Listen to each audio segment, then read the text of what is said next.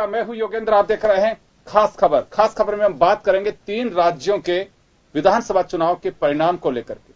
BJP के लिए एक बार और खुशी की बात है, उत्तर पूर्व राज्यों में त्रिपुरा में सीधी सरकार बन रही है और मेघालय में किस तरह से बनेगी ये देखने वाली बात होगी। कांग्रेस के लिए भी एक जगह के लिए कह सकते हैं कि थोड़ी राहत की बात है, लेकिन सबसे बड़ा जो झटका लगा है वो कम्युनिस्ट पार्टी को लगा है, क्योंकि त्रिपुरा और केरल 2 ही राज्यों में सरकार बची थी।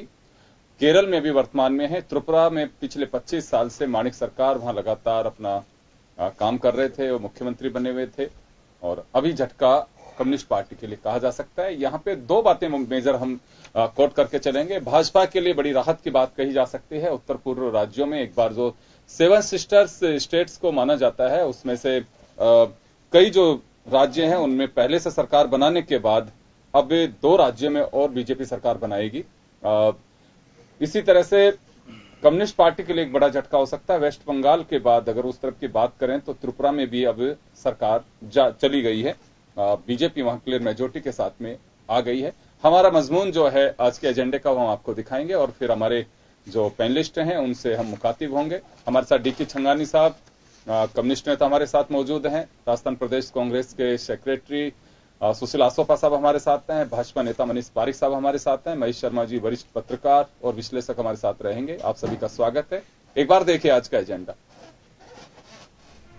पूर्वोत्तर के 3 राज्यों के चुनाव परिणाम सामने आ चुके हैं। प्रधानमंत्री मोदी पूर्वोत्तर में विकास की बात करते रहे हैं। पूर्वोत्तर के 7 बहनों यानी कि 7 सिस्टर में से असम, अरुणाचल प्रदेश, मणिपुर में बीजेपी सत्ता में है और अब इन 3 राज्यों के परिणाम के बाद त्रिपुरा में भी बीजेपी की सरकार बनने जा रही है। नागालैंड में भी बीजेपी गठबंधन ने मजबूत उपस्थिति दर्ज कराई है। एक वक्त ऐसा था जब बीजेपी इन राज्यों में चुनाव जीतने की सोच भी नहीं पाती थी। कांग्रेस और लेफ्ट ही वहां सरकार के रूप में काबिज रहा करते थे। बीजेपी ने इन राज्यों में जीत को विकास की जीत करार दिया है। नेतृत्व और सफल नीतियों के कारण पैसा विकास में परिवर्तित होने लगा और वहां पर विकास पहुंचा। मैं मानता हूं कि प्रधानमंत्री जी की नीतियों की ही जीत है और उस पर आज नॉर्थ ईस्ट की ये 3 राज्यों ने बड़ी मोहर लगाई है। जहां तक त्रिपुरा का सवाल है, 2013 के चुनाव में भारतीय जनता पार्टी को 1.3% मतलब 1.3% वोट मिला था। एक भी सीट नहीं थी और सिर्फ एक सीट पर जमानत हमारी बची थी। उससे छलांग लगाकर आज एनडीए की 43 सीट हुई है। भारतीय जनता पार्टी की पूर्ण बहुमत की सरकार हुई है और हम लगभग 50% के वोट को क्रॉस कर चुके हैं।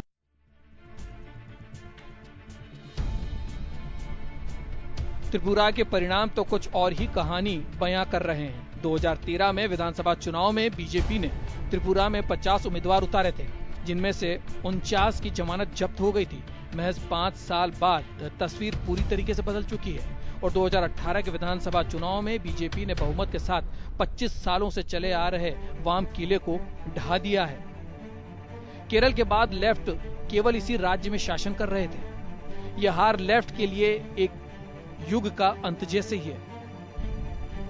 वाम नेता सीताराम येचुरी ने इस जीत पर कहा कि बीजेपी के लिए इस जीत से भी पश्चिम बंगाल का रास्ता साफ नहीं होगा। पूर्वोत्तर में बीजेपी के उत्थान का कारण साफ दिखाई देता है कि बीजेपी ने बेरोजगारी और भ्रष्टाचार का मुद्दा जमकर उठाया। त्रिपुरा में 25 साल से माणिक सरकार के नेतृत्व में लेफ्ट की सरकार के खिलाफ एंटी इनकम्बेंसी का भी रोल रहा है। पूर्वोत्तर के लोगों में बेरोजगारी और भ्रष्टाचार एक बड़ा मुद्दा है और शायद लोगों को यही विश्वास हुआ कि सरकार बदलने से उनकी समस्याएं हल हो जाएंगी और यही कारण भी है कि पूर्वोत्तर में लोगों ने बीजेपी पर अपना विश्वास जताया है। ब्यूरो रिपोर्ट, जन TV. They repose their confidence and this is a big percentage of people who voted for the left front.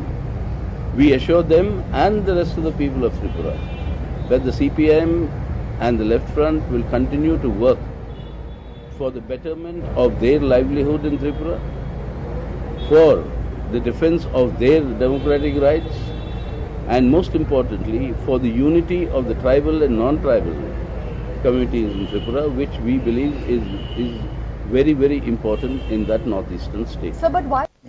तो चलिए, सीताराम येचुरी त्रिपुरा के हार को जनता के दिन बता रहे हैं, लेकिन वो साफ चेता रहे हैं कि भाजपा के मंसूबे वेस्ट बंगाल में कामयाब नहीं होंगे। खैर चलिए, वेस्ट बंगाल के जब चुनाव होंगे तब क्या स्थितियां रहेंगी, लेकिन फिलहाल तो बीजेपी के लिए एक बड़ी राहत की बात कह सकते हैं कि नरेंद्र मोदी का जादू उत्तर पूर्व राज्यों में भी चला है। जो 7 सिस्टर्स स्टेट्स कहे जाते हैं, उनमें से पहले से 3 में है, और अब क्लियर मेजोरिटी की अगर बात करें तो, लेकिन नागालैंड में भी सरकार बना सकती है बीजेपी। तो इस वक्त हम चर्चा करेंगे, महेश शर्मा साहब हमारे साथ में हैं। महेश जी, बीजेपी के लिए एक बड़ी ये खबर कही जा सकती है कि उत्तर पूर्वी राज्यों में, क्योंकि नरेंद्र मोदी जब से आए तब से आसाम, मणिपुर, उसके बाद अब त्रिपुरा में भी एक अपना जादू उन्होंने चलाया है, और इसमें कोई संदेह नहीं कि पूर्वोत्तर राज्यों में जो बीजेपी कभी सभाएं नहीं किया करती थी, बहुत पहले बात करें तो, और 2013 की अगर बात करें हम तो 50 कैंडिडेट खड़े किए थे उनमें से त्रिपुरा में, जिसमें से 49 की जमानत जब्त हुई थी। एक बड़ी बात कह सकते हैं कि एक कैंडिडेट की सिर्फ जमानत बची थी, और आज बीजेपी 2/3 मेजोरिटी के साथ में वहां पे अपनी सरकार बनाने की और अग्रसर है जा रही है। तो एक बड़ा जादू कहा जा सकता है इसे। इसमें कोई दो राय नहीं, जादू नहीं कहेंगे। मैं जहां तक जो मेरा ऑब्जर्वेशन है कि 2014 में जब चुनाव में जब सत्ता में आए नरेंद्र मोदी, तो उन्होंने एक बात कही थी कि पश्चिमी मतलब पूरा जो भारत है उसका जो समग्र विकास पूरा नहीं हुआ, पूर्व की ओर मतलब विकास कम हुआ। बिल्कुल। तो उनका कंसंट्रेशन जो था, और जितने भी बजट जो आपने देखे होंगे पिछले जो बजट, उन बजट में मतलब नॉर्थ ईस्ट के लिए उन्होंने स्पेशल कोई। बिल्कुल, आप सही फरमा रहे हैं। जब लाल किला से पहला उनका 15 अगस्त को स्पीच था, उसमें भी उत्तर पूर्व राज्यों को खास रूप से कोट किया था उन्होंने। तो वो जो विकास की दौड़ में जो पिछड़े हुए थे, तो उनको विकास की दौड़ में ये इन्होंने अपनी तरफ से केंद्र सरकार की होने के बाद में भी। और एक ये भी है जो जनता का जो फैक्टर, एक ये भी होता है कि केंद्र में अगर हमारी सरकार हुई है, या केंद्र में अगर कोई जो रूलिंग पार्टी है, अगर वो हमारे राज्य में भी हो, तो उसे विकास में सुगमता मिलती, कहीं हर्डल नहीं आते। और जबकि विपरीत दूसरे दल का जो है, या विपक्ष की पार्टी का दूसरा जो राज्य का जो शासन होता है, उन दोनों में क्लैशिंग होती है विचारधाराओं में। केंद्र की जो नीतियां होती हैं उनको इम्प्लीमेंटेशन में भी वो नहीं करते। खैर ये जो भी था, तो उनका कंसंट्रेशन ये बात था कि नॉर्थ ईस्ट जो कि विकास में पिछड़ गया है।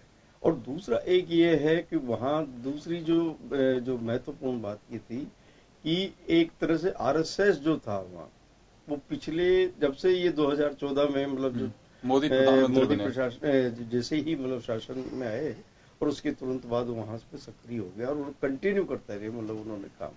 और ये जो भी रिजल्ट जो नतीजे आए, चाहे त्रिपुरा की सरकार की, त्रिपुरा का आया हो रिजल्ट, या आपके नागालैंड का जो रिजल्ट है, वो ये इसी की और इंडिकेशन करता है। और आप ये देखिए कि जो मेघालय के लिए है, तो वहां पर अहमद पटेल और जो एक नेता और है वो भी पहुंच गए हैं। तो कहीं ना कहीं उनको ये भी घबराहट हो रही है मतलब विपक्ष को, कि ये इस तरह का मतलब कहीं ऐसा नहीं हो मणिपुर वाला जो उल्टा रिजल्ट ये मतलब क्या था ना। क्योंकि मेघालय में देखिए लार्जेस्ट पार्टी के रूप में कांग्रेस वहां पे आई है, लेकिन संभव कुछ भी हो सकता है, क्योंकि कांग्रेस पहले झटका खा चुकी है, गोवा हो चाहे मणिपुर हो, तो कांग्रेस किसी भी तरह की कोई रिस्क लेना नहीं चाहेगी। चलिए, मैं छंगानी साहब आपके पास में आना चाहूंगा कि कम्युनिस्ट पार्टी की सरकार त्रिपुरा में, माणिक सरकार की काफी चर्चा रहा करती थी, काफी ईमानदार एक पॉलिटिशियन के रूप में उनकी अपनी छवि थी, लेकिन बहुत भी करिश्मा नहीं रहा वहां पे। क्या एंटी इनकम्बेंसी रही, क्या माना जाए? देखिए, एंटी इनकम्बेंसी का फैक्टर एक महत्वपूर्ण फैक्टर है, इसके अंदर में कोई बात नहीं है। पर जहां तक प्रोग्रेस और तरक्की का प्रश्न है, ये बहुत कुछ इस चीज पे डिपेंड करता है कि सेंटर से किस हद तक उनको आर्थिक सहयोग मिलता है। मैं दावे के साथ कह सकता हूं कि अगर कंपैरेटिवली आप स्टेट्स को दिए जाने वाले आर्थिक सहायता के आंकड़ों को देखेंगे, तो त्रिपुरा के साथ में जिस तरह का भेदभाव किया गया है, उनके पास बहुत ही सीमित आर्थिक संसाधन थे जिनसे कि तरक्की के रास्ते खुल सकते थे। बहुत से संसाधन ऐसे होते हैं जैसे रोड हो गया, रेल हो गया, हवाई जहाज हो गया, जिनके ऊपर में केंद्र सरकार ही खर्च कर सकती है। तो खाली स्टेट गवर्नमेंट का नहीं, केंद्र सरकार की भी अनदेखी रही है इस स्टेट के ऊपर में और नॉर्थ ईस्ट के ऊपर में। अगर कोई सरकार ये चाहे कि भाई रेलों का जाल राज्य सरकार ने बिछा देगी या हवाई जहाजों का जाल वो बिछा देगी, और बहुत कुछ इंफ्रास्ट्रक्चर के ऊपर में डिपेंड करता है तरक्की का होना, तो इन तमाम चीजों के ऊपर में केंद्र सरकार ने जो ध्यान नहीं दिया, तो उसकी वजह से तरक्की की दौड़ के अंदर में ये नॉर्थ ईस्ट के स्टेट पीछे रहे हैं। जहां तक त्रिपुरा का प्रश्न है, एग्रीकल्चर या कृषि के क्षेत्र के अंदर में प्रोग्रेस करने के अंदर में किसी तरह से पीछे नहीं रहे। वहां के लोगों को उस क्षेत्र के अंदर में काम दिया गया है। और जहां तक बेकारी बेरोजगारी का प्रश्न है, वो पूरे देश के अंदर में है, खाली त्रिपुरा का प्रश्न नहीं है। ऐसा कोई स्टेट नहीं है जहां पर बेकारी बेरोजगारी नहीं बढ़ रही हो जी। उनका कोई तो आपको ये लगता है कि वहां आपकी हार का जो सबसे बड़ा कारण रहा केंद्र सरकार रही है? केंद्र सरकार ने संसाधन उपलब्ध करवाने के अंदर में बहुत कोताही की वहां जी। लेकिन एक चीज मैं जानना चाहूंगा छंगानी साहब यहाँ पे कि ये देखिए आरोप हो सकता है कई राज्य ऐसे होंगे जहां पे गैर भाजपाई शासित पार्टियां सरकार कर रही होंगी, सरकार चला रही होंगी, फिर उनके साथ क्या ऐसा संभव है देश में? क्योंकि देखिए सारे जो फिगर्स हैं वो किसी से छिपे नहीं होते हैं, कितना पैसा कहां जा रहा है, किस स्टेट को जा रहा है। तो हमारे यहाँ पे तो देश में कई बार ऐसा हुआ है कि किसी पार्टी की सरकार केंद्र में अलग पार्टी की है, उस स्टेट में अलग पार्टी की है। गैर भाजपाई जितने भी राज्य हैं उन तमाम मुख्यमंत्रियों से अगर उनकी राय पूछी जाए तो वो यही कहेंगे कि हमारे को संसाधन देने के अंदर में कोताही की है। और बाकी एक बात राजनीतिक दृष्टि से हम भारतीय कम्युनिस्ट पार्टी की ओर से बिल्कुल स्पष्ट कहना चाहते हैं कि इसमें कोई बड़ी बात नहीं है। एक बार अगर 25 साल 30 साल के बाद अगर कोई पार्टी हार जाती है, हम तो देखते हैं कि बहुत सारे राज्यों के अंदर में हर 5 साल के बाद भाजपा हार जाती है। भैरव सिंह शेखावत के राज के बाद में राजस्थान में हार गई, वसुंधरा को 2 बार हरा दिया, 1 बार हरा दिया। तो ये बदलाव राजनीतिक स्तर पर बहुत सारे कारणों से होते रहते हैं, पर हम ये निश्चित चलिए आप तो राहत महसूस कर रहे हैं कि इस बात को लेकर के कि कई राज्यों में इस तरह से रहा है, हार जीत चलती रहती है, इसमें कोई संदेह नहीं है कि देखिए हार और जीत दोनों है, ये डेमोक्रेटिक सिस्टम है, ये एक चीज के 2 पहलू जैसे होते हैं, उसे हार और जीत ये भी 2 पहलू हैं। और बड़े बड़े राजनीतिक दल हारे भी हैं जीते भी हैं। लेकिन यहां जो सरकार था, जो सवाल था उससे मेरा, क्या कम्युनिस्ट पार्टी अपनी विचारधारा जिसको लेकर के जानी जाती है, अपनी आइडियोलॉजी को लेकर के आज तक भी आप लोग कोई कंप्रोमाइज नहीं कर रहे हैं, उस आइडियोलॉजी को लोग अब पसंद नहीं कर रहे? आइडियोलॉजी तो उसके अलावा और कुछ हो नहीं सकती। जहां तक लोगों की तरक्की का जो रास्ता है, वो जो कांग्रेस का पूंजीवादी का रास्ता था, उसी को नरेंद्र मोदी ने आगे बढ़ाने की कोशिश किया है। कांग्रेस की नीतियों के अंदर में और भाजपा की नीतियों के अंदर में आर्थिक स्तर पर कोई फर्क नहीं है। और हम ये दावे के साथ कह सकते हैं कि इन नीतियों से आगे आने वाले दिनों के अंदर में संकट और ज्यादा बढ़ेंगे, लोगों की तकलीफें और ज्यादा बढ़ेंगी और लोग ज्यादा बेकार होंगे, पूंजी का केंद्रीकरण और ज्यादा होगा। और थोड़े दिनों के अंदर में ही न सिर्फ त्रिपुरा के अंदर में बल्कि पूरे भारतवर्ष के अंदर में इन नीतियों का जो प्रतिफल है वो हमको देखने को मिलेगा। जी आसफा साहब, कांग्रेस के लिए बहुत बड़ी, मैं राहत की खबर तो इसे नहीं बताना चाहूंगा कि कोई बड़ी राहत की खबर है, केवल एक मेघालय में लार्जेस्ट पार्टी के रूप में आप लोग निकल करके आए हैं। वह गठबंधन से सरकार बना पाएंगे, हालांकि आपकी पार्टी के नेता अहमद पटेल भी वहां पहुंच गए हैं। क्या माना जाए इस परिणाम को लेकर के? देखिए 3 राज्यों में से 2 में तो हमारे पास लूज करने को कुछ था ही नहीं जी। त्रिपुरा और नागालैंड में ऑलरेडी सरकारें दूसरी पार्टियों की थी जो हमारे विरोधी थी। एक जगह सीपीएम की थी, एक जगह नागालैंड पीपल्स फ्रंट की थी, एनपीएफ की।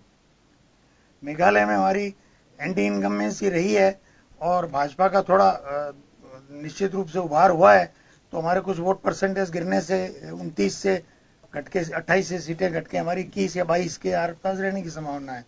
अगर भाजपा ने गोवा मणिपुर का रिपीटिशन नहीं किया तो हमारी सरकार आसानी से वहां मेघालय में सस्टेन करेगी, दोबारा बन जाएगी। जहां तक कारणों के पे महेश जी जो टिप्पणी कर रहे थे, मैं थोड़ा सा एक एकेडमिक बात उन्होंने छेड़ी है। महेश जी को मैं आग्रह करना चाहूंगा कि वर्तमान जो हमारा फेडरल स्ट्रक्चर है पैसे के डिवीजन का, उसमें बहुत ज्यादा अब स्कोप नहीं रह गया किसी भी केंद्र सरकार के पास कि वो पैसे का सेंट्रलाइजेशन एक राज्य से दूसरे राज्य वैसे कर सके। क्यों कि फाइनेंस कमीशन के माध्यम से पैसे का बंटवारे का अपना एक स्ट्रक्चर है, उसको कोई सरकार बंद तोड़ नहीं सकती। और जो उत्तर पूर्वी राज्य हैं या पहाड़ी राज्य हैं, उनके लिए वर्षों से कांग्रेस सरकार की नीति पे ही मोदी जी चल रहे हैं कि 90-10 अन्य राज्यों के लिए 60-40 का रेशियो है। कांग्रेस टाइम में 50-50 होता था, अब 60-40 कर दिया इन्होंने, 60 तो राज्य और 40 सेंटर जी, मतलब कम कर दिया। लेकिन जो पहाड़ी राज्य है, उत्तर पूर्वी राज्य है, 90% इन्वेस्टमेंट केंद्र का ही होता है, 10% ही राज्यों को करना पड़ता है। इसलिए अलग से उन्होंने कोई लाल किले से वो तकरीर की है, नहीं, ऐसा कुछ नहीं है। स्पेशल पैकेज उन्होंने किसी राज्य को 4 सालों में दिया नहीं है। ये जो चुनाव परिणाम जिस रूप में आए हैं, वो केवल और केवल, मैं एक उदाहरण दूं आपको, मनीष जी थोड़ा हंसेंगे जरूर, कि कल को एक हनुमान बेनीवाल एक नई पार्टी बना ले, या भाजपा से घनश्याम तिवारी जी नई पार्टी बना लें, उसमें वसुंधरा जी को छोड़ के सारे भाजपा के नेता चले जाएं, किरोड़ी लाल बना ले, नहीं, और चले जाएं, और वो पार्टी 30-32% वोट ले आए और भाजपा की 15 सीटें रह जाए, उस पार्टी की मान लीजिए 70 सीटें आ जाए, तो वो तो त्रिपुरा में हुआ है। त्रिपुरा के कांग्रेस के सारे लीडर अमित शाह ने एक एक करके बीजेपी में शामिल कर लिए, और वहां लड़ने को जूनियर लोग रह गए। आप ये देखिए, ऐसा किसी पॉलिटिकल सिस्टम में या किसी इलेक्टोरल पॉलिटिक्स में होता है कि पिछले चुनाव में हमें 36% वोट मिला, बीजेपी को 1.5 मिला, हमें अब 2% मिला है, उनको 43-44% मिला। किसी इलेक्टोरल पॉलिटिक्स में ऐसा देखा है? इवन भाजपा के भी 2 सीटें आई तो परसेंटेज इतनी नहीं गिरी। इसलिए ये जो धनबल और सत्ता का जो दुरुपयोग इन्होंने किया है, अगर इस तरह का पोलराइजेशन नहीं होता तो निश्चित रूप से सीपीएम की सरकार में तो पैसे का है अभी आरोप, ईवीएम पे तो कोई दोष नहीं अभी भी नहीं। मैं ईवीएम की चर्चा नहीं कर रहा, मैं जो धनबल की बात है उसकी बात कर रहा हूं। दूसरी बात, नागालैंड पे आए। नागालैंड को अगर आप थोड़ा सा गहराई से देखेंगे तो एक पार्टी जो बीजेपी की एलआई एनडीपीपी जीत रही है, वो पिछले अक्टूबर 2017 में उसको वो फॉर्म हुई है, बनी है, और किससे बनी है? मोन्याक करके एक एनपीएफ का लीडर था, और रियो एनपीएफ के चीफ मिनिस्टर रहे 9 साल। उन्होंने लोकसभा से इस्तीफा दिया और वो एनडीपीपी के फाउंडर मेंबर बन गए, और जो कोन्याक हैं वो प्रेसिडेंट हैं आज भी, एनपीएफ के थे। और ये 2 लोग इधर आ गए, और आज 4-5 महीने में एनडीपीपी के पास इतना धन आ गया, इतने वो सारे रिसोर्सेज आ गए कि उन्होंने वहां करोड़ों अरबों खर्च कर दिए। आप इसके पीछे देख नहीं रहे। और फिर इनकी सत्ता का एक बड़ी चीज देखिए, दोपहर में किरण रिजिजू ने क्या स्टेटमेंट है, जब ये ऊपर नीचे हो रही थी, एनपीपीएफ और एनडीपीपी बराबर से हैं, तो उन्होंने कहा कि बीजेपी तो एनपीएफ के साथ जाने में भी परहेज नहीं करेगी। Means there is no ideology, only power, power and power, nothing else for Modi and mister Amit Shah ji. लेकिन ये किसको नहीं लगता है कि सत्ता, देखिए राजनीतिक दल कोई भी राजनीति में आता है तो मुझे लगता है कि मकसद सबका एक ही है कि हमें सत्ता हाथ आना। कौन सी राजनीतिक पार्टी ऐसी है कि जो ये कहे कि बिल्कुल हम केवल सत्ता के लिए आना नहीं चाहते हैं, या पार्टी लेके हम जनता के बीच संघर्ष नहीं कर रहे हैं? सत्ता तो मुझे लगता है वो चुनाव परिणाम के, उस एग्जामिनेशन के परिणाम की तरह है जो पेरेंट्स को इंतजार होता है कि मैं जिस दिन इसकी प्रोग्रेस रिपोर्ट लिखने जाऊंगा उस दिन 10 CGPA देखना चाहता हूं। तो हर की लालसा यही है कि एन केन प्रकेन कैसे भी हमें जीत मिलनी चाहिए। कौन सा राजनीतिक दल है उस रूट को छोड़ रहा है? जी आसोपा साहब, देखिए, अगर मैं कांग्रेस को डिफेंड करूंगा इसलिए कि आपने जो प्रश्न पूछा है उस पर एक अलग डिबेट बनती है जिसमें पूरी रिसर्च करके मैं आपके सामने लाऊंगा, वो भी करेंगे कि कांग्रेस का जो ट्रैक रिकॉर्ड है दल बदल पे, वो एक भजनलाल जी का किस्सा छोड़ दीजिए जिसको लेके हमेशा कांग्रेस पे आरोप लगते हैं। तो राजीव जी ने बनते ही 1984 में उस दाग को धोने के लिए दल बदल कानून लाए, लेकिन वो 2/3 के क्लॉज को भी अमित शाह जी तो यूं किक मार के निकल जाते हैं बाहर। देश की इलेक्टोरल पॉलिटिक्स को तो वो अपनी जेब में रख रहे हैं, इलाज क्या है? आप जो मेरे उसके बाद आप कांग्रेस का देखिए, हमने कभी इस तरह के जो अभी चल रहा है देश में पिछले 2-3 साल से, कांग्रेस का ऐसा एक इतिहास बता दीजिए आप। बहुत देर से लालायित हो रहे हैं आपके सवालों के, आपके प्रहारों का जवाब देने के लिए। जी मनीष जी, आपको बधाई हो कि आप एक जगह क्लियर मेजोरिटी के साथ और दूसरी जगह सरकार बनाने के लिए तैयारी कर रहे हैं नागालैंड में। तो अभी देखा आपने कि आइडियोलॉजी और आप लोगों का, केवल आइडियोलॉजी तो किसी की भी नहीं बची है, लेकिन सिर्फ आपका एक ही मकसद रह गया, कैसे भी करके पावर, उसका यूज मिसयूज कैसे भी करके सरकार हथियानी है, बनानी नहीं बोला भी आसोपा साहब ने। हथियाने का मतलब है कि आप छीन रहे हैं। नहीं, वो पिछली गहलोत सरकार में आपने देखा वो 6 के 6 बसपा वाले हथिया लिए इन्होंने, और 96 आदमी जीते थे इनके, और उनके भरोसे 102 की सरकार चला ली 5 साल। तो अभी अभी जो इन्होंने कहा कि हम कभी दल बदल का चक्कर नहीं करते हैं, राजीव गांधी जी दल बदल के कानून लाए थे, सबसे पहले अशोक गहलोत जी ने धज्जी उड़ाई उसकी, और ऐसी उड़ाई कि मायावती जी दिल्ली से बैठी बैठी बोलती रही ओके हमारे को तो खा गया ये पूरे ग्रुप को ही, और वो 6 जने ले लिए इधर। तो ये जो दल बदल की बातें कर रहे हैं ये तो गलत बात है, ऐसा कोई नहीं है। कांग्रेस का आदर्श आपके लिए हमेशा सराहनीय है या अनुकरणीय है? एक बात, दूसरी बात आप ये कि उनसे अलग कैसे हुए बताइए हमको। नहीं, ये बता रहे थे भाई, हम तो दल बदल नहीं करते, हम विचारधारा तो आप भी वही बीजेपी करते को हो। नहीं है, एक बात। दूसरी बात क्या कि जो कम्युनिस्ट पार्टी है वो अभी कालातीत हो चुकी है, वो अप्रासंगिक हो गई है, क्योंकि लोगों को लगता है कि ये कांग्रेस को मदद करने के लिए ही दुनिया में है बस, और उनके सहारे चलता रहता है। विधानसभा में आ जाते हैं सांसद, राज्यसभा में आ जाते हैं और ये बने रहते हैं। अभी कर क्या रहे हैं, ये हो क्या रहा है इनसे, ये कोई को पता नहीं है। तो ये अप्रासंगिक हुए। इसलिए त्रिपुरा में आपने देखा कि बावजूद इसके कि माणिक सरकार का, माणिक जी जो खुद पर्सनली ऑनेस्ट और सबसे उनके पास 2 लाख रुपए ही है ऐसे कह के भी उन्होंने प्रचारित किया, सबसे गरीब मुख्यमंत्री है, और तो उसको नहीं माना। उससे बड़ी बात योगेंद्र जी मैं कहना चाहता हूं कि आसाम में बीजेपी की सरकार है, अरुणाचल में बीजेपी की सरकार बनी है, तो दोनों सरकारें चल रही है। तो वो जो 7 सिस्टर्स है, बाकी की 5 सिस्टर्स भी देख तो रही है ना उनको, तो उनको लगता है कि ये इस समय की मौजूदा हमारी जरूरत है, और सरकार विकास के नाम पे कोई सड़क है कि हमने इतनी बड़ी पुल सीधी बना दी है अचानक और सारा पैसा उसमें लगाया और तुरंत करके दिखाया, पहाड़ों पे जो नेटवर्किंग काम किया है वो है, और बहुत सारी बातें हैं जो वहाँ का POS सिस्टम, राशन कार्ड की व्यवस्था जो भी है, राशन की बात है, उसमें जो डेवलपमेंट हुआ है। इसी तरह से जो वहाँ के गोरखा सैनिकों के जो हताहत हुए और उनके जो सम्मान की व्यवस्था बीजेपी की सरकारों ने की है, उन सब बातों से लोगों ने समझा कि ये जो बरगलाने की बात है कि ये तो शूडो सेकुलरिज्म जो बात चलती थी कि बीजेपी तो धर्म की बात करती है और इसलिए हिंदू हिंदू करके और जीतती है, तो वो बात लोगों ने नहीं मानी। और आप देख लीजिए वहां पर हिंदू का जो विषय कार्ड है, आप जो जिसको कहते रहते हैं कि बीजेपी इसलिए जीतती है, वो भी वहां मायने नहीं रखता। वहां कई जगह पर ईसाई संख्या बहुत ज्यादा है और बहुत सारे लोग ऐसे हैं जो वहां पे ईसाई मिशनरियों के बहुत स्ट्रांग काम है, ऑर्गेनाइजेशन है, NGOs चलते हैं, फिर भी बीजेपी जीती है वहां। और इसका कारण मैं आपको ये बताना चाहता हूं कि विकास को लोगों ने स्वीकार किया है, मोदी जी ने भरोसा व्यक्त किया है कि ये कुछ करके दिखा देंगे, और ये सब कुछ जो इन्होंने एक सड़क का मैंने बताया जिस तरह से वो काम करके दिखाया, आसाम में भी उसका परिणाम देखने को मिला और अरुणाचल में भी वो देखने को मिला। तो ये बात सही है कि केवल पत्थर फेंकने से कुछ नहीं होगा, और जो पत्थर फेंकते हैं वो बाद में नानी के घर चले जाते हैं। तो अल्टीमेटली सबको लगता है कि ये जो बीजेपी में नानी कब तक चलती रहेगी? अपनी नानी से मिलने राहुल गांधी नहीं जाए, आप लोगों के साथ बैठे रहे? नहीं, मैं तो बात बता रहा हूं, वो लोगों को लगता है या तो उनको नानी याद आ गई इसलिए चले गए, या फिर ये कहेंगे कि जब ये वैसे होता है तो नानी के पास चले जाते हैं। मैं तो लेकिन एक सलाह दूंगा सभी को, केवल राहुल गांधी की बात नहीं है, मैं तो एक मेरा अपनी ओपिनियन है, वाकई बुजुर्गों से मिलिए। आपका कोई रिलेशन में हो सकता है, पड़ोसी हो सकता है, किसी के प्रति आपका स्नेह हो सकता है। मुझे लगता है कि अभियान के रूप में सभी राजनीतिक दलों को, सोशल वर्कर्स को, चाहे मीडिया हो, बुजुर्गों के प्रति हमारा सम्मान, हमें उनको थोड़ा वक्त अगर उनको दे सकें, और मिलने के लिए अगर आप अपने नाना नानी दादा दादी उसके पास जा सकते हैं तो आप जरूर जाइए।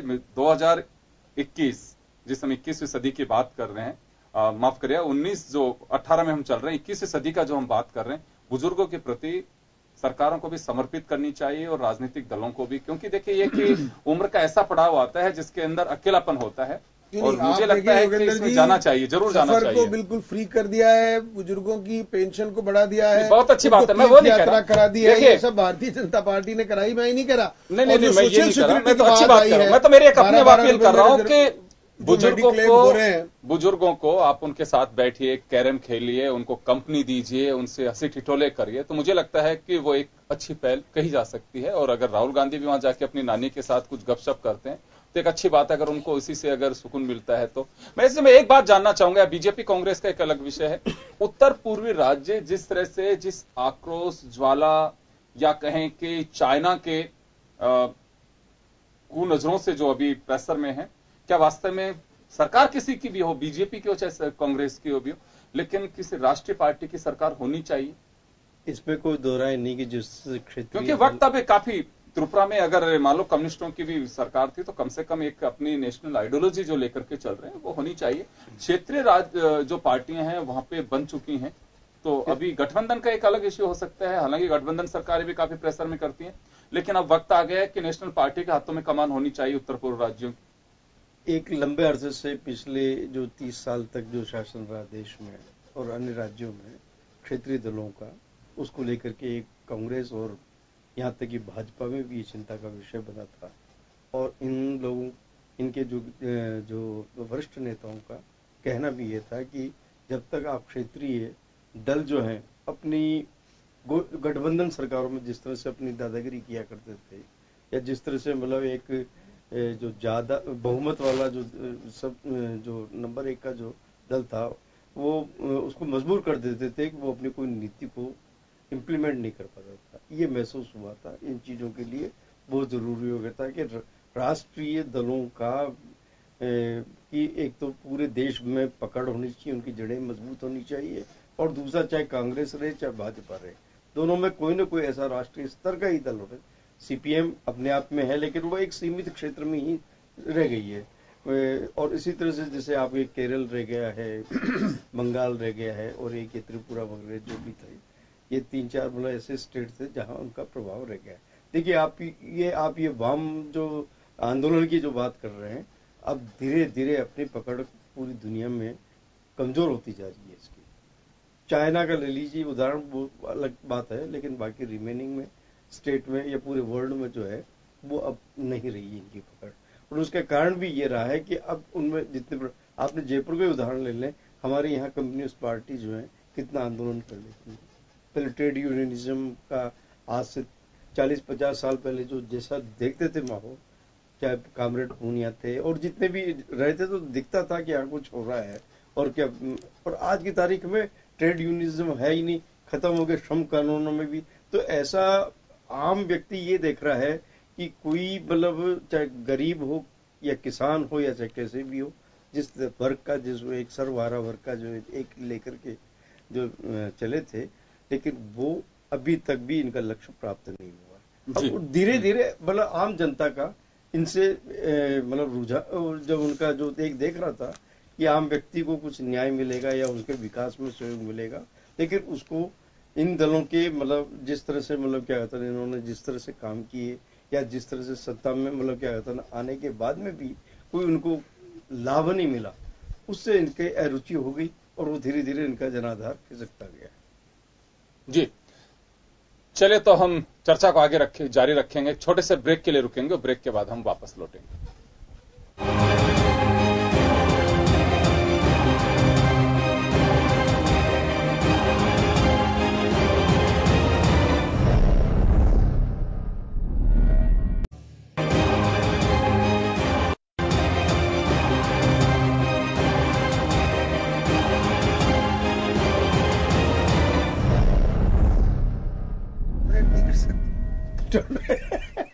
ब्रेक के बाद एक बार फिर आपका स्वागत है। आप देख रहे हैं खास खबर। बात कर रहे हैं 3 राज्यों के विधानसभा चुनाव के परिणाम को लेकर के। भाजपा काफी गदगद, और इस वक्त सीधे हम ले चलते हैं आपको दिल्ली, जहां इस वक्त नरेंद्र मोदी संबोधित कर रहे हैं। भाजपा कार्यकर्ताओं काफी हुजूम आ जमा है, खुशी मना रहे हैं। क्या कर रहे हैं मोदी, एक बार जरा सुनिए। के बीच हम 2 मिनट के लिए खड़े होकर के उन शहीदों को पहले श्रद्धांजलि देंगे।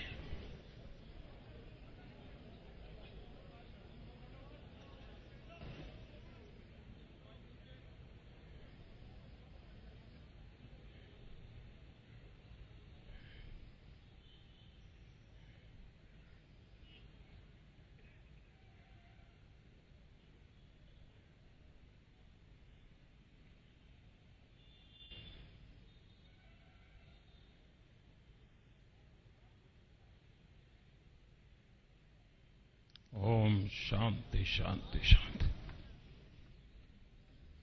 साथियों,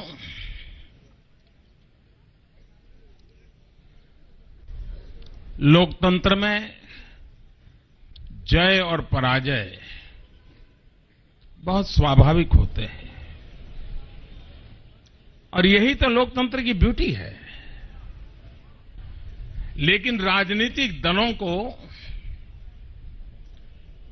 विजय को पचाना जितना जरूरी होता है, उतना ही पराजय के प्रति स्पोर्ट्समैन स्पिरिट होना भी बहुत आवश्यक होता है। अगर रगों में लोकतंत्र है तो पराजय को भी खेल दिली के साथ स्वीकार किया जा सकता है। 2014 से मैं लगातार देख रहा हूं, जो लोग लोकतंत्र की बार बार दुहाई देते रहे हैं, वे पराजय को खेल दिली के साथ स्वीकार करने का संस्कार खो चुके हैं। मैं आज भी जो लेफ्टिस्ट का बयान देखा, चौंकाने वाला है।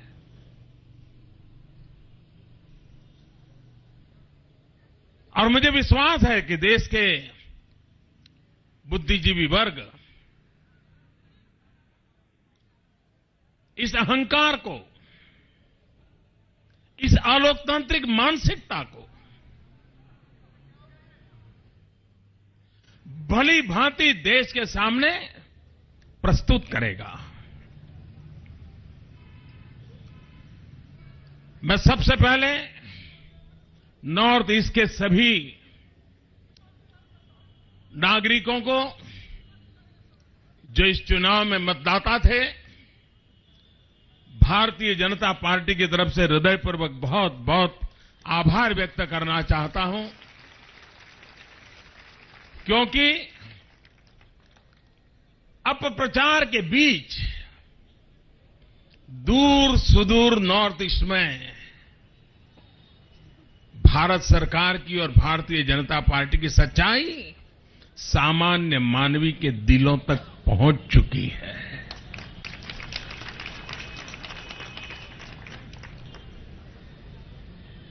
और ऐसी स्थिति में रहने वाले लोग दूर सुदूर, उनके लिए कभी कभी पुराना छोड़ना, नया स्वीकारना बहुत मुश्किल काम होता है।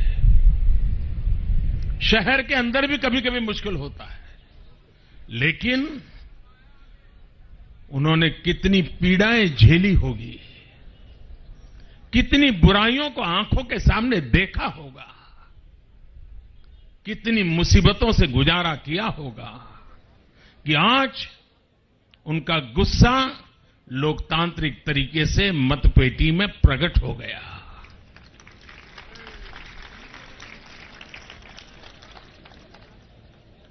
हिंदुस्तान के राजनीतिक विश्लेषकों को इस बात को समझना होगा कि नो वन से वन की यात्रा, no one NOONE, won WON, no one से वन की यात्रा, शून्य से शिखर तक की यात्रा। और आप जानते हैं, सूरज जब ढलता है तो लाल रंग का होता है।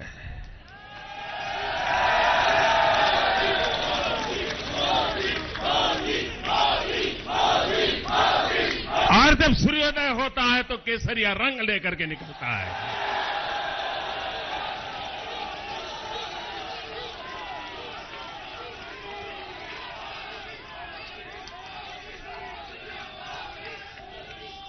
कल देश अनेक रंगों से रंगा हुआ था होली में, लेकिन आज सारे रंग केसरिया रंग में रंग गए।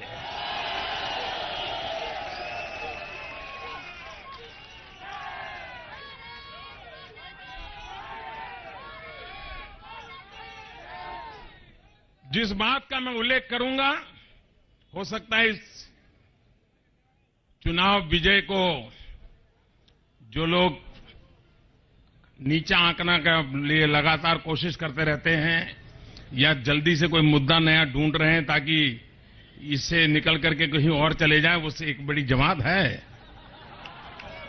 हो सकता है मैं जो बात कहूंगा उनको काम आ जाए।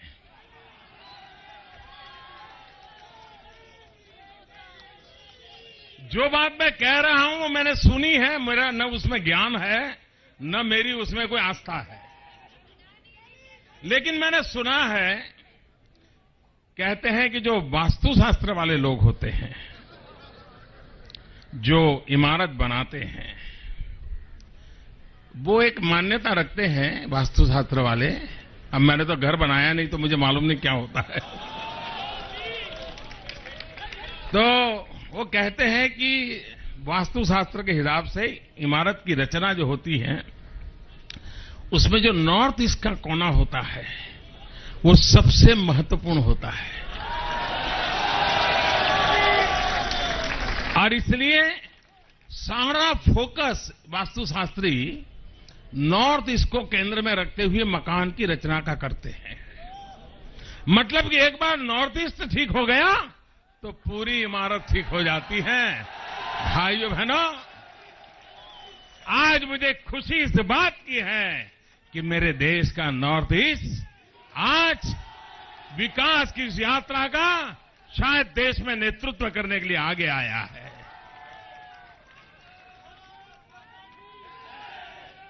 देश के राजनीतिक विश्लेषकों को देखना होगा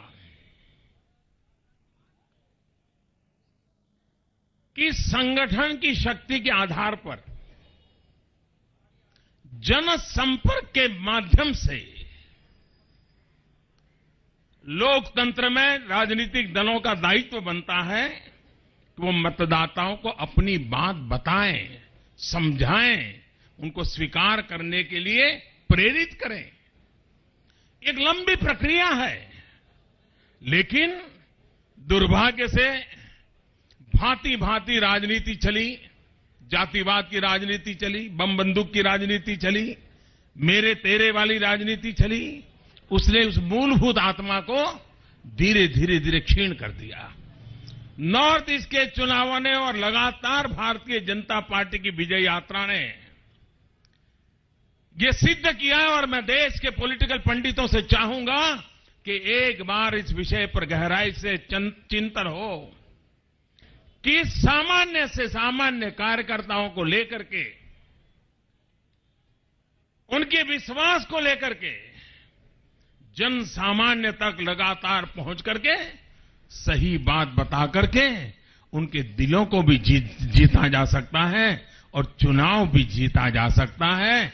ये भारतीय जनता पार्टी ने संगठन की शक्ति के द्वारा राजनीतिक परिवर्तन कैसे लाया जा सकता है, ये अमित भाई के नेतृत्व में उनकी पूरी टीम ने, त्रिपुरा, मेघालय, नागालैंड की टीम ने सीमित संसाधनों के बीच भी ये करके दिखाया है। एक भ्रम फैला है कि बहुत बड़ा नाम हो, टीवी पे चमकता हो, चेहरा शानदार हो, भाषण बड़े बढ़िया हो, तभी राजनीतिक नेतृत्व होता है। इन तीनों राज्यों के किसी नेता को अभी भी मीडिया को पता नहीं है सच्चा नेता कौन है।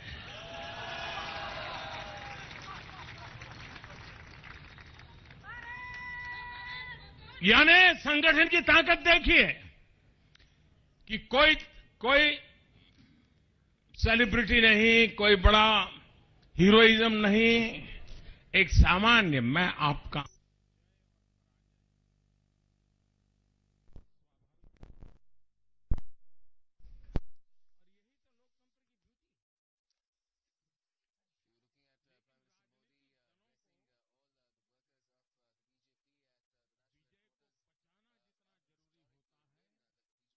तो नरेंद्र मोदी नॉर्थ ईस्ट का कोना ठीक होता है तो सब कुछ ठीक होता है, सीधा फोकस करके बताया कि वास्तुशास्त्री सब कहते हैं कि नॉर्थ ईस्ट ठीक होना चाहिए। उन्होंने सीधा निशाना नॉर्थ ईस्ट राज्यों में जिस तरह से भाजपा का परचम लहराता जा रहा है, मैंने जैसे पहले भी कहा कि 7 सिस्टर्स स्टेट है, उनमें से लगातार बीजेपी अपने कब्जे में करती जा रही है और उसी का जिक्र नॉर्थ ईस्ट किया। उन्होंने सीधा ये भी कहा है कि जब सूर्य उदय होता है तो केसरिया होता है, लेकिन जब अस्त होता है तो लाल होता है, यानी कि सीधा कम्युनिस्ट पार्टी की। और उन्होंने निशाना साधा है कि कम्युनिस्ट पार्टी का डूबता सूरज है और केसरिया यानी कि भाजपा का जो सितारा है या कहें कि उनका वक्त है वो उदयमान है और उगता नजर आ रहा है। कई राज्यों, मैक्सिमम राज्यों में इस वक्त भाजपा का कब्जा है और ये काफी नरेंद्र मोदी जैसे कि लगातार इस बात को लेकर के सब जानते हैं कि अपने स्पीच के, अपने बिल्कुल स्टाइलिश स्पीच उनकी होती है और अपनी बात कहने के बड़े जादूगर कहे जा सकते हैं, उसके काफी मास्टर कहे जा सकते हैं। एक बार सीधा महेश जी के पास में जाना चाहूंगा। महेश जी, आपने सुना नरेंद्र मोदी सीधा 2 चीजें उन्होंने कही है कि नॉर्थ ईस्ट का कोना ठीक होना चाहिए तो बिल्डिंग बहुत सुंदर बनती है, यानी कि बीजेपी का वास्तु अगर कहीं पे दोष था तो वो खत्म हुआ वो नॉर्थ ईस्ट में जीत की वजह से। देखिए 2 चीजें हैं इसमें। आप ये देखिए कि जब नरेंद्र मोदी सत्ता में आए तो कांग्रेस मुक्त का नारा दे रहे थे जी, लेकिन साथ साथ ही वो वाम मुक्त भारत का भी एक नारा की कामयाबी को यहाँ पर असम में जिस तरह से उनको जो जीत मिली अरुणाचल में और अब ये 3 जो राज्यों के अंदर नहीं जी, अरुणाचल में जीत नहीं मिली, दल बदल करवाया उन्होंने। नहीं, जो भी है नहीं, जो भी है नहीं, फर्क है ना, जीत कहाँ मिली? जीत नहीं, जैसा भी है, जिस रूप में भी है, चाहे राजनीति में कभी ऐसा तो है नहीं कि पहली बारी वो आपके शब्द को मैं तो जीत नहीं मिली अभी। जिस रूप में जो भी है, चुनाव नहीं हुआ वहां, इसलिए कहा। जिस रूप में कहा जाता है कि जो किया जाए, नया, हर आदमी कोई भी है जो भी नएपन को स्वीकार करता है और नएपन में कहीं ना कहीं विकास से जुड़ी हुई बातें हुई होती है। परिवर्तन एक प्रकृति का नियम है। तो ये जो भी चीज है। दूसरा एक उन्होंने ये भी बताया कि सिद्धांत, वो जो आपका जो है ये वास्तु का सिद्धांत है, मैं उस मामले में नहीं जाके मैं एक सीधी सी ये बात कर रहा हूँ कि जो उनका जो स्वप्न है, चाहे वो केरल वाला भी है, अब मैं बता रहा हूँ केरल में भी काफी दबाव रहेगा वामपंथियों पे, मतलब हो या नहीं हो, सत्ता किसी के भी हाथ में आए, लेकिन एक वो जो जिस तरह का मतलब ये कि बीजेपी का एक भय अभी तक नहीं था, लेकिन वो भय पैदा करना राजनीतिक रूप से मतलब क्या होता है ना अपने आप। क्योंकि आप बीजेपी के लिए देखें, एक उत्साह का काम ये हो सकता है कि जब 2013 के अंदर 50 सीट पे चुनाव लड़ा त्रिपुरा में और 49 में अगर जवान जब्त होती है, जीतना तो बहुत दूर की बात है, त्रिपुरा में सिर्फ एक कैंडिडेट अपनी जमानत बचा पाया, तो एक पार्टी का जो मैकेनिज्म है उसे काफी कारगर करने की कोशिश की जाएगी बीजेपी की ओर से, ये इसमें कोई दो राय नहीं है। और दूसरा ये है कि अब जब जो अपने यहाँ अभी ये कहा जा रहा था नहीं, ये उपचुनाव में जो राजस्थान में जो और मध्य प्रदेश की जो हार है, वहां जहाँ एक निराशा आ रही थी भाजपा में, वो एक उसमें एक ये जो रिजल्ट है ये उत्साह का मतलब संचार करे। दूसरा एक जो प्रधानमंत्री का जो बिल्कुल जो सोच जो उन्होंने झलका इसमें भाषण में, कार्यकर्ता का एक शब्द एक उन्होंने इस्तेमाल किया, कार्यकर्ता किसी भी पार्टी का हो, जो मतलब जिस तरह से वो ही जीत का एक आधार रहता है, वो सरकार की उपलब्धियां तक आम आदमी तक पहुंचाता है और सीधा संपर्क में रहता है और उनके विकास के और आवश्यकताओं को वो सरकार को अवगत कराता है। इन चीजों को ध्यान में रखते हुए कि जो उन्होंने कार्यकर्ताओं ने काम किया, तो कार्यकर्ताओं में काम किया हो या मतलब किसी तरह से भी जो भी युक्ति, क्योंकि राजनीति में और प्रेम प्रसंगों में सब तरह के मतलब साम दाम दंड भेद जो भी नीतियां होती है वो अपनाई जाती है, लेकिन कामयाबी एक मकसद होता है कि कामयाब कैसे हो, किस तरह से। अब सवाल ये आता है कि क्या जो जिस तरह का, जैसे कि उन्होंने सबसे पहले तो ये है कि श्रद्धांजलि की जो बात कही कि अब तक जो नॉर्थ ईस्ट में जो उनके जो आपके भाजपा के जो कार्यकर्ता है या जो भी अभी तक वहां शहीद हुए उनके लिए श्रद्धांजलि देते, एक वो अपने आप में एक संगठन में एक शक्ति फूंकने वाली बात, सावन जैसा उनका जो एक तरीका है वो है। लेकिन हाँ, ये जब आगे और अभी भाषण होता तो उसमें ये मान के चलिएगा कि जो उनका जो सिद्धांत जब सत्ता में आए थे तब से लेकर के नॉर्थ ईस्ट की प्रगति के मामले में, आप बंगाल से लेकर के और दूसरे राज्यों में चले जाएं ईस्ट की तरफ, तो वहां जो प्रोग्रेस, और एक इधर से आपके पश्चिम की तरफ हम आते हैं, पंजाब, राजस्थान, गुजरात और महाराष्ट्र, गोवा वगैरह साइड में, केरल, यहाँ विकास काफी हुआ है। तो इनसे जो तुलना करते हैं नॉर्थ ईस्ट से, तो उसके मुकाबले में काफी पीछे। तो और यहाँ तक कि वहां पे इतनी मतलब यूनिवर्सिटीज ऐसा विकास नहीं हुआ। नहीं, आप मेरे ख्याल से आपको इस चीज को एक बार रिकॉर्ड आप चेक कर लें, उसके बाद कमेंट करें तो आपके लिए थोड़ा सा ज्यादा। मैं आप रिकॉर्ड चेक करें, मैं आपको रिकॉर्ड लाता हूं, आप रिकॉर्ड निकालें, आप रिकॉर्ड निकालें, वो ज्यादा बेहतर होगा सर, वो बेहतर होगा। कितने IIMs हैं, IIT आसाम गुवाहाटी कब से खुली हुई है, आप रिकॉर्ड निकालें, वो बेहतर होगा। किसी और दिन बहस हो जाए, ज्यादा अच्छा रहेगा। ऐसे परसेप्शन बनाना उचित नहीं है आपके लिए, बिकॉज आप किसी पार्टी में नहीं है और आप पश्चिम और पूर्व को कंपेयर कर रहे हैं 60 साल के विकास से। आप डाटा निकालिए, हम बहस करें, उसके बाद अच्छा रहेगा। देखिए ये आप पार्टी ने मैंने मैं आपके लिए ये निवेदन नहीं, आप स्टेटमेंट दे रहे हैं कि पूर्व और पश्चिम में फर्क है। मैं कह रहा हूं आप डाटा निकालिए, बराबर निकलेगा। जब मैं कह रहा हूं 90 और 10 का अलॉटमेंट रेशियो होता है तो आप कैसे कह सकते हैं? साहब एक निवेदन करना चाहूंगा, मैं एक निवेदन करना चाहूंगा कि देखिए प्रधानमंत्री नरेंद्र मोदी ने, देखिए साहब, प्रधानमंत्री नहीं, आपने अपनी बात कही, सुनेंगे, मैं दूसरी बात, प्रधानमंत्री तो ये कह रहे हैं, प्रधानमंत्री कह रहे हैं शून्य से शिखर, तो शिखर के बाद गिरावट आती है, वो शाम का सूर्य लाल होता है तो रात भी आती है, तो भाजपा की भी रात आएगी। ये फासिज्म और अहंकार है, इसमें कोई संदेह ये तो बातें ननिहाल की कर रहे हैं। वो वसुंधरा लंदन नहीं जाएगी क्या? दिसंबर 18 में वसुंधरा जी लंदन नहीं जाएंगी? नीरव मोदी बेल्जियम भाग गया तो नरेंद्र मोदी हिमालय नहीं जाएंगे क्या? वो हारेंगे नहीं? ये फासिज्म की बात नहीं करी है यहाँ पे। तो एंडरसन भी भाग गया। नहीं, आसोबा जी आप पूरी बात नहीं सुन रहे। मैं महेश जी को तो बिल्कुल विनम्रता के साथ कहूंगा, IIM, IIT, national highways, universities विकास, आप देखिए, ऐसे कैसे स्टेटमेंट दे सकते हैं? आपकी बात में कभी नहीं टोकता हूँ, मैं आपको कभी नहीं टोकता हूँ। You can not allegate like this. एक से आसोबा साहब, आप बात तो सुनिए, आप पे इतना दिल से मत लगाइए, पूरी बात से सर। पहले बात तो अभी मेरे को नहीं सुन रहे। मैं ये कहना चाहूंगा कि मुझे बहुत अच्छे से ध्यान है, नरेंद्र मोदी जब 15 अगस्त 2014 को स्पीच दे रहे थे लाल किला से, वो पहला किसी प्रधानमंत्री का पहला स्पीच थोड़ी था। सुनेंगे नहीं, आप पर बात ही नहीं सुन रहे हैं, आप बोल लीजिए। मैं क्या कहना चाह रहा हूं, आपको मालूम है इस बात का? उन्होंने उसके बाद में योजनाएं गिनाई थी कि सरकार चाहे किसी की भी हो, लेकिन उत्तर पूर्व राज्यों पे जिस तरह से पड़ोसी देश की हमारे निगाहें गड़ी हुई हैं, वहां के लोगों को हमें विकास करके भरोसा दिलाना पड़ेगा। सुनिए तो सही बात मेरी, वहां की जो योजनाओं के लिए बताए, देखिए ये बात मैं सहमत तो आपकी से कि वहां IIM भी है, वहां पे सर डोकलाम खो दिया मोदी जी ने, डोकलाम खो दिया। अरे चाइना के आगे सड़क बना के चले गए, वो रक्षा मंत्री हाथ जोड़ रही थी सैनिकों को। तो मेरी बात तो सुनिए, तब उन्होंने जब गिनाया था कि वहां के लोगों के विकास के लिए हमें अलग से पैकेज देना होगा, ध्यान रखना होगा, और कुछ पहले की चीजें भी बताई थी कि पहले घोषणाएं हुई हैं सरकारों की, लेकिन बजट एलोकेशन नहीं होने की वजह से वो योजनाएं अभी तक सिरे नहीं चढ़ पाई हैं।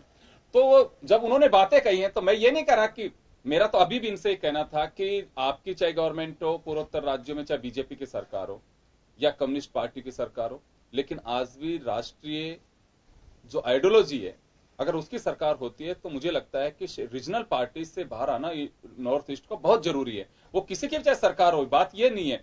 यहां सिर्फ एक अगर विकास का एजेंडा लेकर के अगर हम आगे की बात कर रहे हैं, उसकी बात है। आपने जो कहा कि ये वहां के विकास को अभी की बात नहीं करते, कि विकास हर राज्य के लिए आज भी आवश्यकता है। राजस्थान के लिए दावा वसुंधरा राजे करती हैं कि विकसित राज्यों की श्रेणी में खड़े हो रहे हैं, लेकिन विकास की कमी आज भी है। किसी में अब कैपिटल आप दिल्ली को लीजिए, वहां भी विकास की जरूरत पड़ेगी। सर विकास तो विवाह समारोह की तरह जितना पैसा डालेंगे उसमें उतना समायोजित भी होता चला जाएगा। तो ये इश्यू नहीं, आप इसको दिल से मत लीजिए। जो महेश जी कहना चाह रहे थे, आप उस बात को सुनिए पूरी बात। अभी तो विकास के अलावा नहीं कह रहा हूँ कि राजनीतिक प्रतिनिधित्व भी होता है केंद्र में। आप ये बताइए कि 60-70 साल के शासन में कितने लोगों को प्रतिनिधित्व मिला है देश के विकास के लिए? आप कहीं ना कहीं किसी मुख्य धारा में लेके आए, तो ये राजनीति अगर इतना आप क्या कहते हैं मुख्य धारा में नहीं, नॉर्थ ईस्ट मुख्य धारा में अगर नहीं है तो फिर क्वेश्चन ही पर है, प्रासंगिक है। क्यों हुए? आप नए सिरे से आप देखिए, आसाम के लोग रहे हैं सेंट्रल कैबिनेट के अंदर में, मेघालय के रहे हैं, सब जगह सेंट्रल कैबिनेट के नहीं, क्यों नहीं हमने तो फिर और क्या आप फोकस करने की बात है। राजनीतिक धारा कहाँ से चालू होती है? बोलने से फोकस थोड़ी होता है साहब। इस तरह से आप अनर्गल चार्जेज आपको नहीं लगाना चाहिए। देखिए मैं नॉर्थ ईस्ट में घूमा हुआ हूँ, मैं मुझे आपके बोलने से आपका स्टेटमेंट थोड़ी सही होना चाहिए था, वो नहीं हुआ। आप अकेले ऐसा कैसे कह सकते हैं? हम नहीं घूमे हैं। कारण है कितने किलोमीटर सड़क बनी वो पिछले 5 मैं लाता हूँ ना रिकॉर्ड आपके पास, आप दिलाइए। चलिए बेटा आसोपा साहब आपसे जानना चाहूंगा नरेंद्र मोदी अपने स्पीच में, क्योंकि देखिए जीत के बाद में अपने पार्टी कार्यालय में गए, उन्होंने जो स्पीच दिया, मैं 2 बातें जानना चाहूंगा आपसे।